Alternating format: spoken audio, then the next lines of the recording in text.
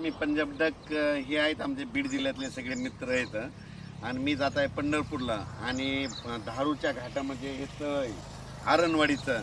तर यावर्षी ह्या म्हणजे उन्हाळ्यामध्ये म्हणजे मी 31 मे पर्यंत 80% भरलं आहे आणि ह्या तळ्यास त्या ज्यांचं म्हणजे लाभ क्षेत्र आहे त्यांच्यासाठी एक आनंदाची बातमी सांगतो.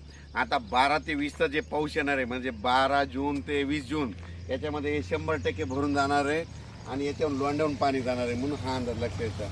पण राज्यातल्या सर्व शेतकऱ्यांना सांगू इच्छितो, आज आहे 7 जून, 7, 8, 9, 10 दररोज पाऊस वाढत जाणार आहे. पण 12 जून ते 20 जून हेवी रेन इन महाराष्ट्र म्हणजे महाराष्ट्र सगळीकडं मुसळधार पाऊस पडणार आहे 12 ते 20 म्हणून सर्व शेतकऱ्यांनी काय करायचं, शेतीचे कामं आटपून घ्या. आज आणखीन 2-3 दिवस देखील आहे पण आज देखील राज्यात भाग बदलत पाऊस पडणार आहे म्हणून हा अंदाज लक्षात येतात. त्याच्यानंतर 12 ते 20चा पाऊस पडणार आहे. सगळ्यात जास्त पूर्व विदर्भ, पश्चिम विदर्भ, दक्षिण महाराष्ट्र, उत्तर महाराष्ट्र, कोकणपट्टी, खानदेश, मराठवाडा सगळीकडेच पडणार आहे. पण राज्यातल्या सर्व शेतकऱ्यांना सांगू इच्छितो की म्हणजे आज 7 जूनपासूनच राज्यात मी म्हटलं होतं ना 6 जूनपर्यंत तुम्ही कामं आटपा.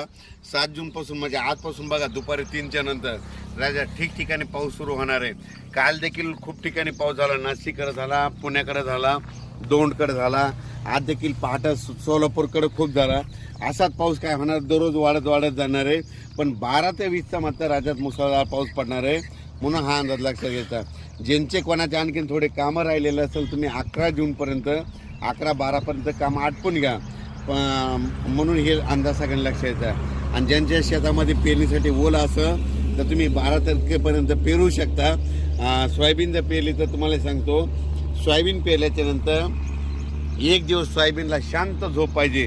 म्हणजे पेरल्याच्या नंतर त्या दिवशी शांत झोप म्हणजे कशी की त्या दिवशी पाऊस यायला नाही पाहिजे.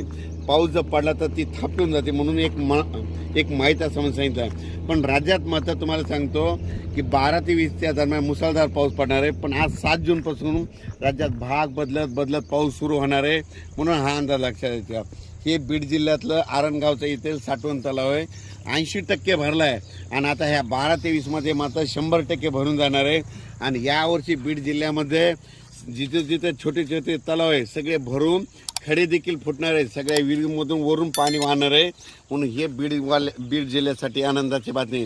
कारण की ज्या वर्षी मान्सून पूर्वेकडून येतो ना त्यावर्षी सगळ्यात जास्त पाऊस बीड जिल्हा, नगर जिल्हा, धाराशिव, लातूर, त्याच्यानंतर